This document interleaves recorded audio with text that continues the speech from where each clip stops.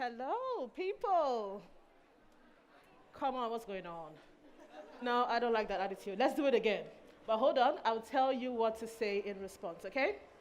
So you would say, woohoo! Are we ready? One, two, three. Hello, people! That's more like it, more like it. Welcome to the afternoon session today. My name is Sophie. I'm a talent acquisition leader. I'm also the community founder for Technical Recruiters Africa. And I will be bringing up several speakers throughout this afternoon session. Now, without further ado, I'm going to be bringing up the next speaker on stage, but let me give you a little hint. I like to say that he has one of the coolest job titles ever. He calls himself the Chief Joy Officer, but I call him the Joy Giver because he sprinkles little bits of joy everywhere he goes. Now, he will be talking to us about how to decode motivation at work, and his session promises to be very entertaining, very upskilling, and very inspiring. So without further ado, and with a round of applause from you guys, let's make welcome on stage, Max Hunter.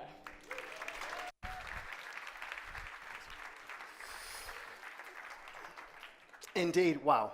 Lovely to see so many of you. Thank you for being here. Motivation at work. How do you create it as a leader? How do you create it as HR? Where do you start? It's an absolute minefield of all of this and many, many more words and concepts and things you have to do, think of. It can feel pretty overwhelming.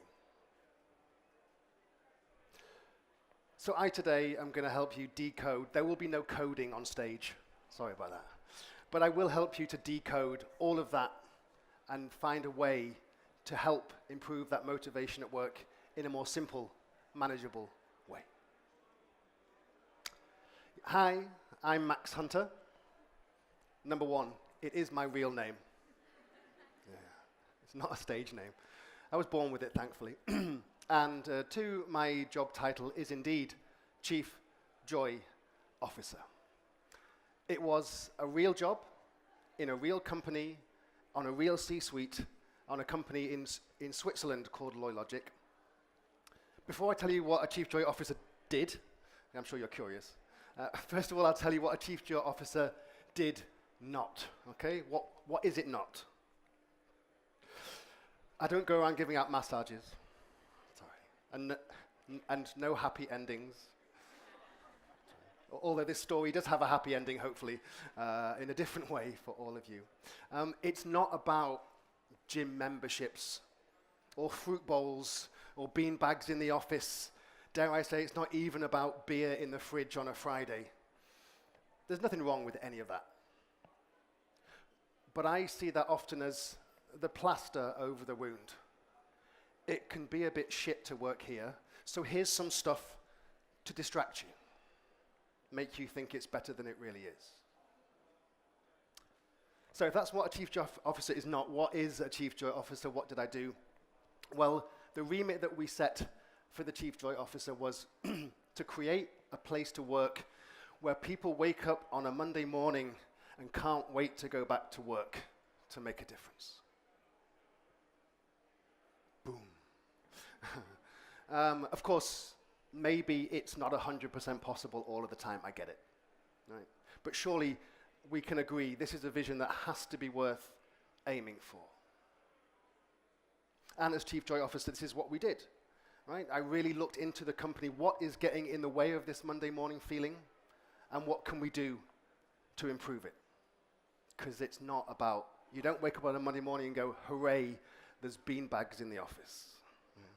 Or we've got an off-site in 2 months. It's about the daily, and we'll talk about that shortly.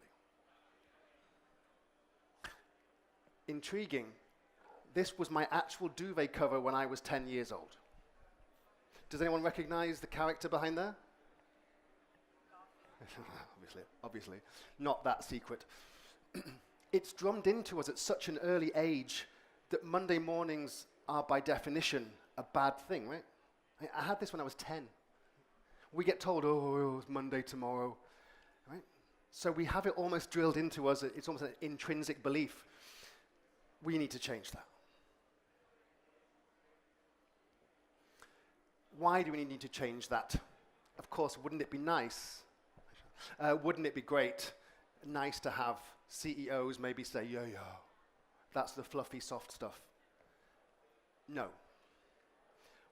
Companies that have a higher employee motivation, higher employee experience score deliver results compared to those with negative scores.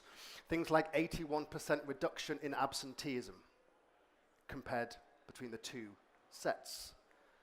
Easy to calculate, but that's worth something. 43% reduction in staff turnover. Every CFO knows how much it costs to replace that turnover. 23% growth in company profitability. So it's not just the soft, nice to have stuff. I work for a company, founded a company called Motivators at Work. And how do we deliver or contribute to that Monday morning feeling? So I'm no longer Chief Joy Officer at LoyLogic. I've now co-founded Motivators at Work, where we take all those learnings and help other organizations, a number of whom are here today. Lovely to see you. And how do we do it? Well, we do it by bringing people together to connect, to build vulnerability-based trust, and from that place to co-create a better future. And in fact, I won't talk too much about this today, but I gave my first TED talk last year on Togetherness. You can find that on my LinkedIn profile or a good YouTube store near you. So that's how we do it, and that's what we bring to the party. But what will you get from today's talk? First of all, you will get this framework to decode motivation at work, and time to reflect what it means for you, personally and as a company. You will get some practical tips on how to improve whichever bit of it you need to improve. And last but by no means least, I'll get you to connect with a couple of your fellow attendees. Not least of which because you do all look like pretty cool human beings. And that's what we're in this for anyway. A lot of cool human beings. Hi over there. Good. Okay. Also stick around because there are prizes to be won. I'm not sure if I'm legally allowed to call them prizes, but you get the drift. There's something in it for you towards the end of the session too. But first of all, I'd like to hear from you. Right? I want you to be involved in this experience. So we're going to use Mentimeter. For those that don't know how to use Mentimeter, pretty simple. Take out your mobile device, scan the QR code, and you should get yourselves in. I'm going to flip a bit here. And I'm going to go to this. So that's also the same QR code. And if the QR scanning isn't working, you can just type menti.com into your browser, and the code for today, 5595, 8136. Hopefully you're in. If not, I'll try and keep it on the screen much as possible. I want your inputs. I'd love to know this, what looks like an amazing cross-section of the working population. I'd love to hear your inputs. We'll have some fun in Menti too, and you also learn from each other as well. Lots of hearts, thank you. Let's get going. If you ever get lost in Menti, code's always at the top. Quick question. I told you that I called myself Chief Joy Officer. If you could choose any title for yourself that best describes who you really are, what you really do, what you really bring, let's get creative. Not what your job title actually is, but what you'd love it to be. Oh, Team Creator Jedi. Talk to me later. I've got a Star Wars story for you. Good. We've got other joy officers. We've got happiness officers. We've got Chief Foodie Officer. I hope you're still hungry from lunch maybe. I don't know. Firefighter. That's a lot to process. Grounded listener. Lots of firefighters. The head of everything. I feel like a lot more listeners, more. Okay, great. Thank you very much. kindergarten pedagogy, wow. Lots of you seem to work with children in your organizations. Is that true? Okay, good. The glue that holds it all together. Thank you very metal music commissioner. Let's rock. Okay, let's go. So, really curious. Mentee's anonymous, so if your boss is here, don't worry. Which of those emotions best describes how you feel about life at work at the moment? Let's get a straw poll.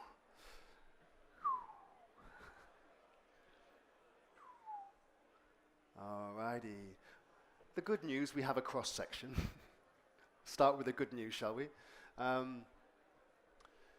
And we're seeing more and more of this as we work with more and more teams and more companies. I love the grumpy kids. Good, okay, thank you. Obviously there'll be things for you to help you move you personally up the ladder, but also how you can influence your companies. And for those of you that are here, how you can bring others along on that journey with you. Good, thank you very much. Then let's get cracking, and let's see if this works properly again now. Good. I'm going to tell you a story first. My story. The story of the Chief Joy Officer and the Swiss rejection. I worked for 5 years in Zurich. I will not name the organization. But I went in there as a customer data consultant. Before I was Chief Joy Officer, I worked in business for 15 years in retail, marketing, and customer data. So I was the first through the door to help this new client use their customer data for the best. Mondays at the start were amazing. The people there in the client where I was embedded took me in and made me feel really welcome. They appreciated my expertise, they appreciated me. I felt like I was part of their organization. I really felt that I belonged there. Then, what then also happened was I got the chance to explore new things. I had to do lots of project management, not my strength. But I got to grow and develop and learn through this new experience. I also got the chance to do my thing, right? So I wasn't being micromanaged by my boss. I could do it my way, inspire the client, all of that stuff. And dare I say, there was a part of me that was very happy when I won a values award for authenticity. Mondays were flowing for a couple of years. And then things started to change. The customer insights team at the client wanted to push us to one side and take the spotlight themselves. Spotlight's okay. But they made us feel worthless because they kept telling us what we were doing was wrong. We were literally pushed into the corner of the office. We moved our chairs into the corner of the office. They told me what to do. No, you sit there and do the PowerPoint and the Excel and make the processes. So I was in there every day, bored. It was more bore out than burnout, but it was stressful. And I just felt pushed out. Mondays, in fact, even Sunday evening, wasn't looking forward to it. Same job, same company, same role, two very different Monday morning feelings.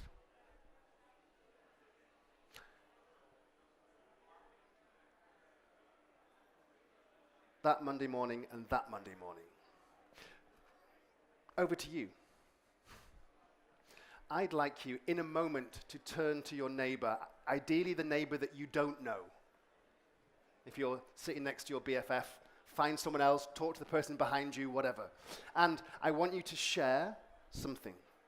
Before you do that, though, I want you to think for 20 seconds. If you can even close your eyes for me, if you wish.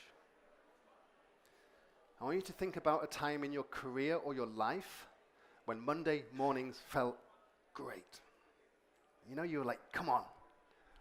It might have been a long weekend, but come on, cool, I'm looking forward to doing this. Put yourself in that time and space. Think about what were the elements of those Mondays or that job that made you feel this way?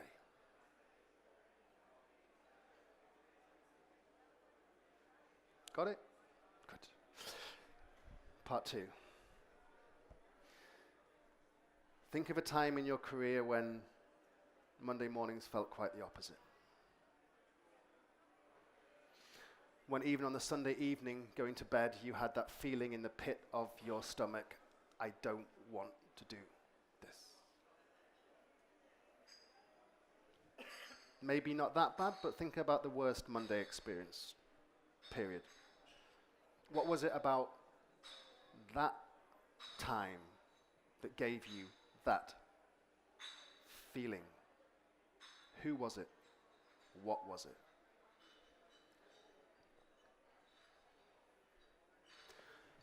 You can shake that off, it's all good. Now I'd like you to have a 2-minute conversation maximum with your new neighbor that you've never met before, and just discuss what came to you, what made Monday mornings great and bad. 1 minute each way. Go.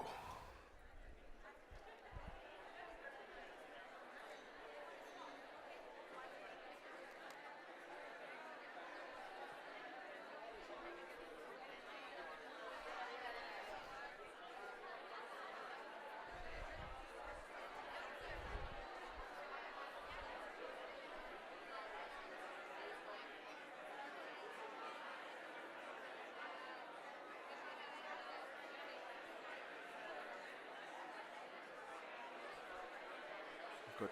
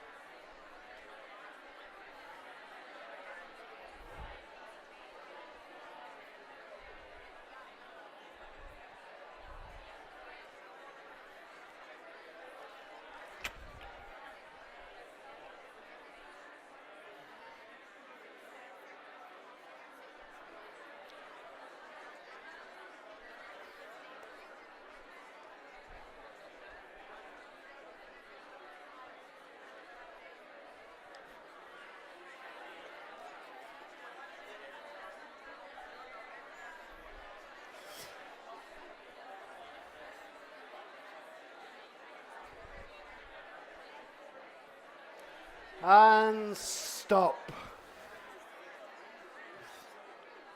And stop. And stop. It was the hardest thing I've had to do all conference so far was to stop you talking. I'm so sorry. But you know, hey, there's time after this to continue that conversation. Stay in touch with those cool humans. Thank you so much. Now I'm curious, can you just go back into Menti for me? It should still be in your browser. And let's see what we've got. I'm really curious. I'd love a few inputs.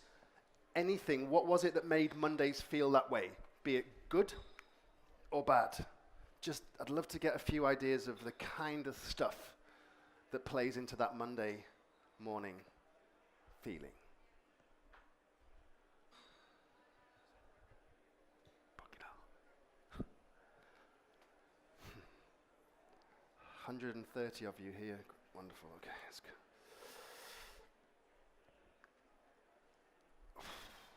Wow. Okay, so have a quick look as you keep frantically typing. The people, the manager, the colleagues, it's all about the people, right?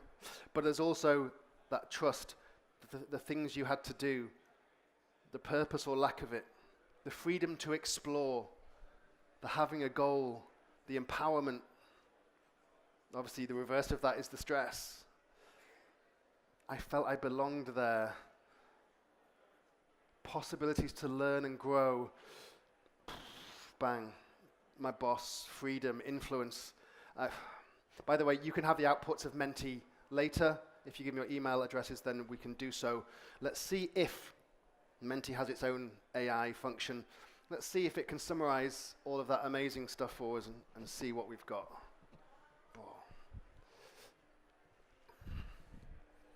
Team, people, manager, projects, appreciation, trust, freedom. Well done. You've just decoded motivation at work. You can go now. Let me then maybe take it a step further. So you have come pretty close to decoding it for me, but let me try and crystallize it into the 4 keys to decode motivation at work. Number 1, we call I belong. Someone even wrote that in the Menti. It's that sense that I belong to this tribe, and I don't mean tribes as in business tribes, but the tribes that, the origins of man, right? It's hardwired into us as a species to not just want to belong, but to need to belong. We went from being arguably the weakest physical species on the planet, individually, to, for right or wrong, running the planet because we came together in tribes, communities. We divided labor, we had each other's backs. Without that intrinsic desire to belong, we would not exist as a species. You have it in you whether you believe it or not. Everyone does. Number 1, I belong. Number 2, I am seen. Also hardwired into us that as a part of that tribe, we need to be seen as a valuable individual. Why? Because if not, we're going to get kicked out of that tribe. Our survival depended on both of these things. Recognition, acknowledgement. People say, yeah, I don't need recognition. Yeah, you do. Don't believe anyone that says they don't. They're lying. I belong and I am seen. Third on the list is not coming up, is it's my thing. Again, someone wrote exactly this, I think, in the Menti. This is that sense of, I do what I love doing. The content of my work brings me joy. I get lost in the zone. Time flies. It's what I'm here to do. As a consequence, therefore, I don't get micromanaged, right? I have the autonomy, again, that was in there a lot. I have the autonomy, right, to try stuff, create stuff, do stuff, fail, fine, but I have that autonomy. It's my thing. And fourth, and by no means least, this I am growing. That I am developing as a human being, as a professional, that I have enough challenge to grow and the support to achieve it. Yes, you can say, I want more money, I want a promotion. There's nothing wrong with those baseline stuff, but this is about the growth of human. So, these 2 at the bottom, we call those the roots. That which binds us and grounds us to where we are and what we do. The 2 at the top, we call the fruits. That's like harvesting the fruit of my labor. So you may now be able to guess. We call this the roots and fruits methodology to unlock motivation in the workplace. If all 4 of these are present in every individual and for every team and the whole organization, you're going to have that Monday morning feeling pure. 4 simple keys. To summarize that for you, belong is about community, people, common purpose. I am seen is about recognition and feeling acknowledged for who you are, what you've done, valued. It's my thing is about doing what you love and that the autonomy to do it. And I am growing is about having the challenge and the support to develop. Now I'm going to ask you, open to Menti again. Now I'm extremely curious. Because the next question, as you may guess, before you answer it, which of those roots and fruits is for you the biggest driver personally? Which one do you say, with the absence of that, it's a no-go? understanding that all four are important for everyone, which, if you had to choose, is your key driver?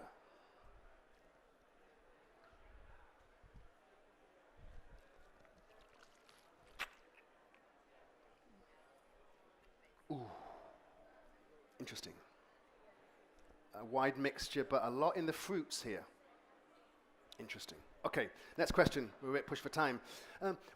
Which of the roots and fruits does your company or team do well? Right? Don't worry, you're going to get the opposite question in a minute. But which of the four does your company or your team do best? Does it offer, does it give? Would you say is its root and fruit strength?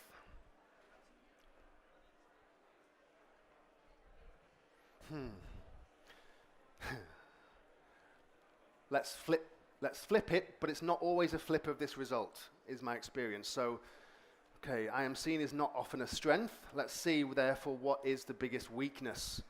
Which of the four in your company needs more focus, more attention, needs to be improved?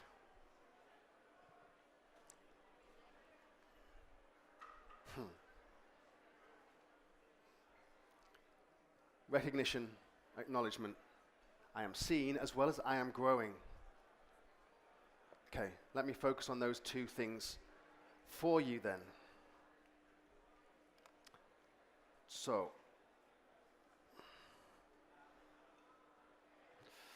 here's a few ideas, a few tips, practical hints and tips that might help you and your organization. I belong wasn't a big issue, so I'll flip through this pretty quick. Make onboarding human. When they come to the tribe, make them feel a part of the tribe from day one. Not just here's your laptop, here's a few people to speak to, embrace them. Within your teams, think about meaningful rituals. The campfire rituals of belonging are crucial, whatever they might be. But make sure you recreate that campfire. And any off-sites you do have, or on-sites as they're sometimes called these days, please use them for purely connection and trust and human stuff. Please don't do death by PowerPoint. Oh, for the love of God. When you've got those human beings in a room, now more than ever, because of the remote hybrid working, use that time to its purest. I am seeing, this was a big one for you, so I'll spend a bit more time here. If you are a manager, make sure you have one-on-ones with your people. Make them feel that your time is valuable, as in that their time is valuable, that they are valuable. So many businesses don't have one-on-ones, or the manager keeps going, oh yeah, I've got another meeting, can we move it to next Tuesday? Oh, I've got a meeting with the boss, can we move it to next Thursday? No. No.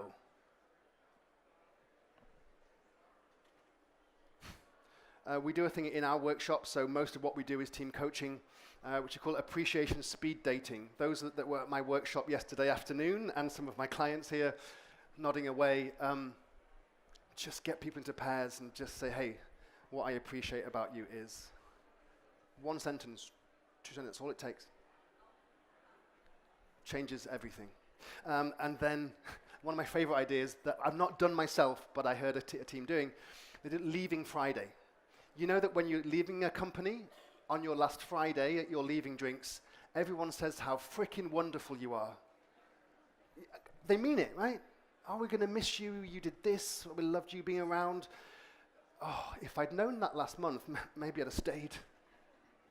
So you can have a leaving Friday where you take it in turns, once a month, once every 2 months, pick someone in the team and treat it as though that was their last day at work. If you do it, please tell me how it goes. Good, okay. Fine, it's my thing, wasn't a major issue. In fact, this was the lowest issue, so I'll go through. You can have the kind of PowerPoint afterwards. There's a Menti slide where you can put your email address. Please do, we'll get you the slides and the Menti outputs for you later. In interest of time, I'm going to leave it there. You can read it for yourself. We'll get the slides later. And last but by no means least, I am growing. Cross-learning. A lot of the growth and learning happens from learning what marketing or sales are doing or how we connect. take the chance for that, be that peer coaching. I know job as a big one, to job shadow, but how can you create learning of what other departments and teams do? Create new challenges for you yourself. Say, hey, I'd like to go and work on project X for a couple of months, is that all right? Or invite your team to have those ideas, what they could do to have some new challenges. And of course, career paths, a big HRE term, but do it properly, right? Hey, like, where do you want to be? What do you want to learn?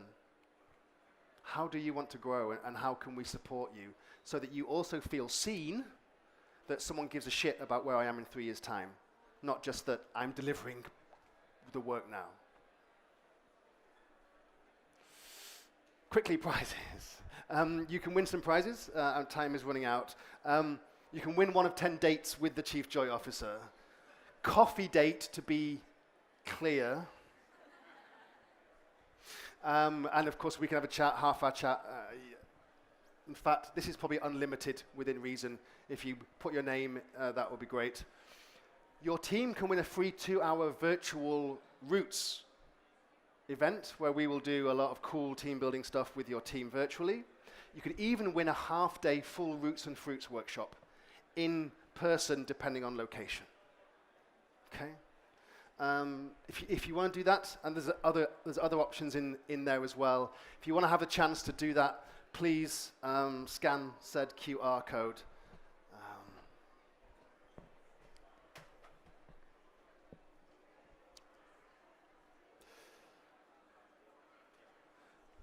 Alternatively, in the Menti, you can also put your email address if you wish.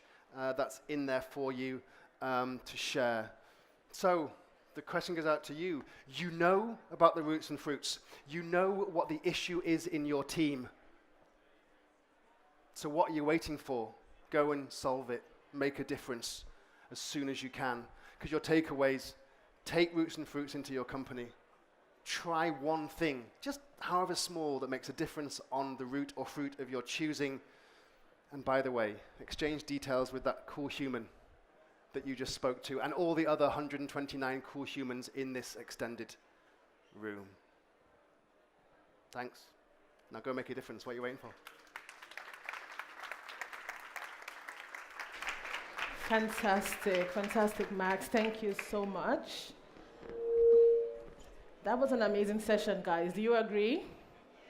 Do we agree? Fantastic. Max, it sounded like you had given me some new motivational points there now. I am seen, I am worthy, I'm growing. Yeah, those are things I'll tell myself every morning when I wake up until it sticks in my head. Thank you so much. So now to questions, Q&A. So we have one, and I'm just gonna read it out, and then you can do your thing. So, Max, the question is, what was the process behind the creation of the Chief Joy Officer role in your previous organization? Oh, good question. It's a short story because I know you have to get off. I am still predominantly a leadership team and a team coach. Okay, so I was coaching a leadership team in Switzerland to become a more cohesive, resilient, and effective team. After the third workshop, or at the end of the third workshop, the CEO turned to his whole leadership team and said, now it dawns on me, this how we get stuff done here, this culture thing is super important. He said, we need a chief culture officer or something. Max, do you want the job? So I accepted the role, eventually changed the job title for reasons I can explain, and then off we went. So that's how it happened, a bit by chance. And of course, the job title stuck because people seem to come to talks to listen to it. Fantastic, fantastic. Thank you so much, Max. We're out of time now. Please, everyone, appreciate Max. Thank you indeed.